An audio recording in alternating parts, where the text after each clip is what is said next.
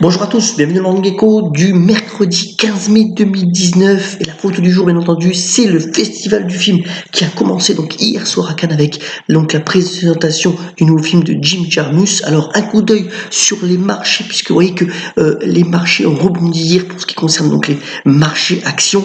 Les tensions entre les États-Unis et la Chine continuent mais enfin les investisseurs retrouvent un petit peu leurs esprits et sur les autres agrégats économiques pas de gros changements. Le dollar est très stable, tout comme d'ailleurs et bien finalement les taux d'intérêt, l'occasion pour nous de lancer donc un nouveau format de Morning Echo rapide sur des thématiques. Et quoi de meilleur comme thématique aujourd'hui pour évoquer bien entendu ce festival du film qui est un événement incontournable donc dans l'industrie du cinéma. D'abord et bien au niveau économique pour donc Cannes, c'est un budget de 20 millions d'euros qui est à la fois financé de manière publique et privée à 50-50 et des retombées économiques pour le bassin cannois assez considérable puisque c'est estimé à 10 fois plus, 200 millions d'euros donc de retombées économiques, une population cannoise qui passe de 75 000 tout au long de l'année à 200 000 participants. Donc bien entendu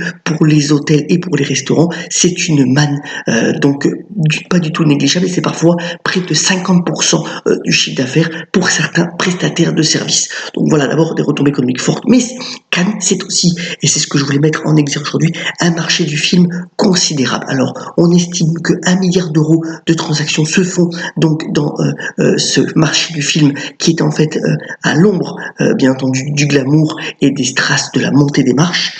Il faut savoir qu'il y a 12 000 professionnels qui participent donc à ce marché. 4 000 films sont présentés dans 33 salles différentes. Bien entendu, les technologies nouvelles sont aussi mises donc en avant puisque Cannes XR est un nouveau format permettant de montrer aux différents prestataires bien les nouvelles technologies. Vous voyez que ces participants sont en hausse constante depuis plus de 25 ans et que aussi ils viennent de différents pays. Les États-Unis, malgré donc la non-participation de Netflix qui a fait grand bruit au cours de festival, sont très présents à ce marché du film. Il faut savoir aussi que l'industrie du documentaire, c'est 15% des films présentés. De nombreuses conférences pour démontrer un petit peu le cinéma d'aujourd'hui et de demain sont aussi organisées. Et puis il y a des formations techniques à travers aussi des 100 conférences professionnelles qui sont proposées tout au long donc de ce marché du film qui existe depuis 1959 et qui est véritablement l'événement incontournable pour les professionnels du cinéma. Donc voilà, à côté bien entendu du palmarès officiel, un marché du film très attrayant et qui d'ailleurs constitue l'essentiel finalement de ce festival du film.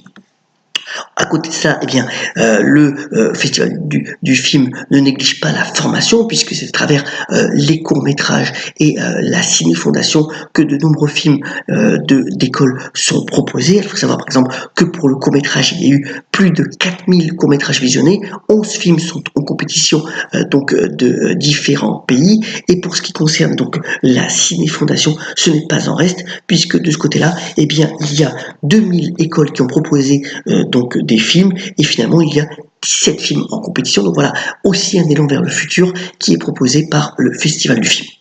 Bien entendu, pour les grandes marques, c'est aussi une manne publicitaire qui est considérable. Alors, les principaux partenaires du Festival du film, vous voyez, sont alors d'abord Renault propose 250 véhicules, dont d'ailleurs 100 pour le fameux tapis rouge. L'Oréal, toutes les actrices et les stars passent par le mascara et le make-up de L'Oréal. Kering n'est pas la boîte de luxe de la famille Pinault n'est pas en reste puisque Kering propose un prix spécial pour l'engagement des femmes dans le cinéma. Donc c'est tout on va dire une ossature promotionnelle qui est faite autour de Kering. C'est déjà le 7e Women in Motion qui sera décerné donc à une femme cette année. Nestlé aussi n'est pas en reste puisque, outre bien entendu les capsules Nespresso et l'eau gazeuse San Pellegrino, eh bien Nestlé organise des repas très sélects avec maximum 70 invités triés sur le volet et concoctés par des chefs célèbres. Et puis bien entendu Canal+ qui participe à hauteur de 5 millions d'euros pour pouvoir couvrir l'essentiel de l'actualité du festival du film. Vous voyez, pour les marques, c'est véritablement une aubaine assez considérable. Il y a bien sûr aussi tous les partenaires techniques qui concourent aussi à la bonne tenue de cet événement cinématographique. Donc vous voyez, un festival qui a des retombées économiques assez considérables et diffuses au sein de notre économie. Terminons par bien entendu la Palme d'Or. Alors elle est faite par Chopard qui est aussi un partenaire historique depuis maintenant 30 ans pour le festival. Et vous voyez que finalement il va y avoir 62 films qui ont été présentés par 25 pays et 21 films qui vont se disputer le palmarès donc de cette fameuse Palme d'Or. Pour la petite anecdote, elle vaut 20 000 euros et elle sera décernée aux gagnants donc le 25 mai prochain.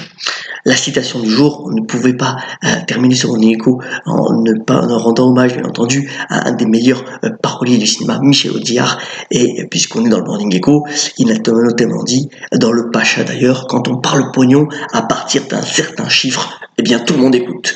À très bientôt sur le Morning Echo et j'espère que cette chronique thématique vous aura plu. N'hésitez pas à faire vos commentaires, soyons solidaires comme d'habitude et excellente journée.